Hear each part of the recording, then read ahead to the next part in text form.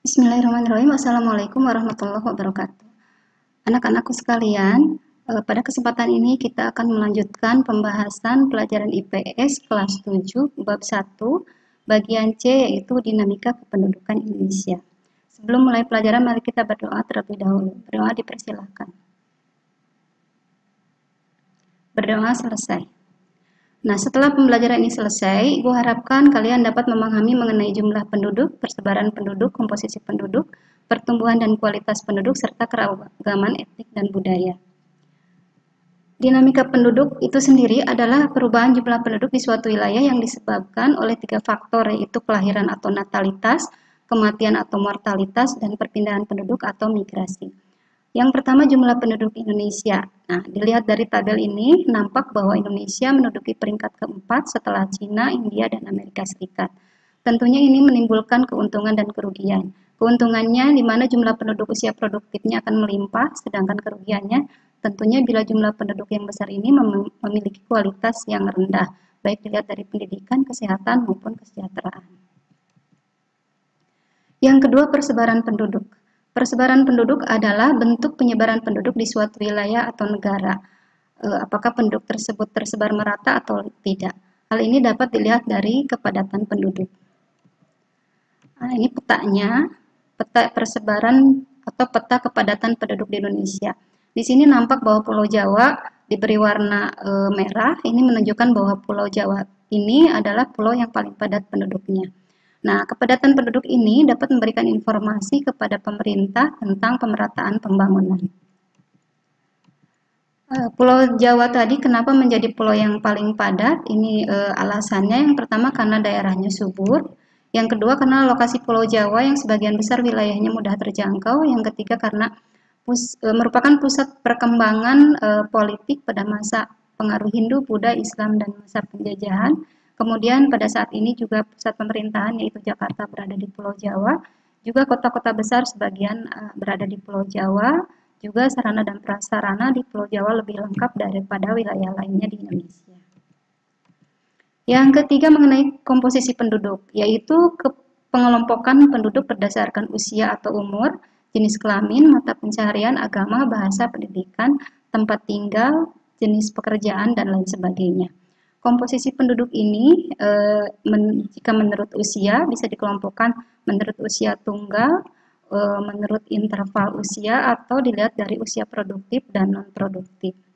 Sedangkan komposisi penduduk berdasarkan jenis kelamin ini dapat digunakan untuk mempelajari angka perbandingan jenis kelamin, juga memperkirakan bentuk pemberdayaan penduduk. Komposisi penduduk ini dapat dijadikan penentu kebijakan dalam pelaksanaan pembangunan. Nah, ini komposisi penduduk menurut umur dan jenis kelamin ini dapat kita lihat dari piramida penduduk. Ada 3 bentuk piramida penduduk ini ya, ada ekspansif, stasionari, dan konstruktif. Indonesia karena mayoritas penduduknya usia muda, maka bentuk piramida penduduknya adalah yang pertama yaitu ekspansif. Yang keempat, pertumbuhan dan kualitas penduduk. Faktor-faktor yang mempengaruhi pertumbuhan penduduk adalah kelahiran, kematian, dan migrasi. Kelahiran dan kematian ini disebut faktor alami, sedangkan migrasi disebut sebagai faktor non-alami.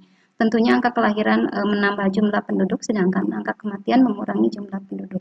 Demikian juga dengan migrasi, imigrasi menambah jumlah penduduk, sedangkan emigrasi mengurangi jumlah penduduk. Struktur penduduk di Indonesia tergolong muda. Ini sebagai akibat dari tingginya angka kelahiran. Tentunya ini menimbulkan dampak terhadap pertumbuhan penduduk tadi.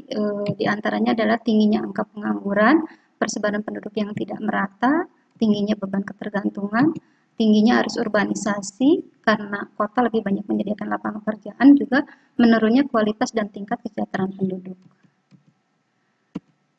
Nah, di Indonesia masalah kualitas penduduk yang terjadi ini dipengaruhi diantaranya oleh masih rendahnya tingkat pendidikan, kemudian rendahnya pendapatan per kapita, juga masih rendahnya tingkat kesehatan penduduk.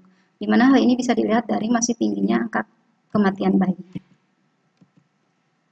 Yang kelima, keragaman etnik dan budaya. Ciri-ciri suatu bangsa adalah memiliki kesamaan kebudayaan, bahasa, adat istiadat, serta nenek moyang. Sedangkan ciri-ciri mendasarnya adalah adanya kesamaan bahasa daerah, adat istiadat, sistem kekerabatan, kesenian daerah, dan tempat asal. Sedangkan menurut BPS tahun 2010 di Indonesia terdapat 1128 suku bangsa. Nah, keragaman budaya ini dapat kita lihat dari bentuk-bentuk pakaian adat, lagu daerah, tarian daerah, rumah adat, upacara adat, dan lain sebagainya. Nah, ini mengenai rumah adat. Ini nama-nama contoh-contoh nama rumah adatnya ada Krongbade, Rumah Joglo, Rumah Gadang, dan sebagainya.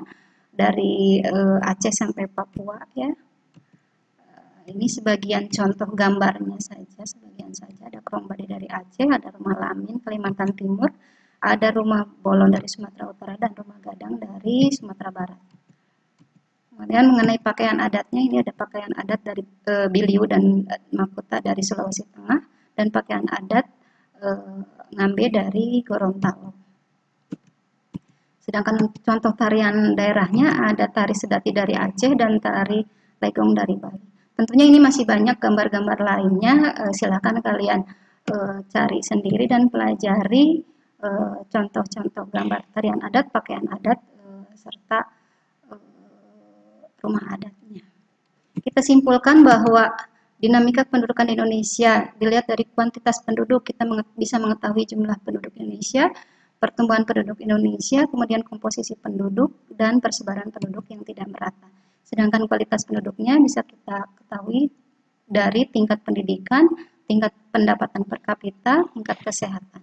Dan keragaman budayanya bisa kita lihat dari rumah adat, pakaian adat, senjata tradisional, kesenian daerah atau tarian daerah, serta keragaman bahasa.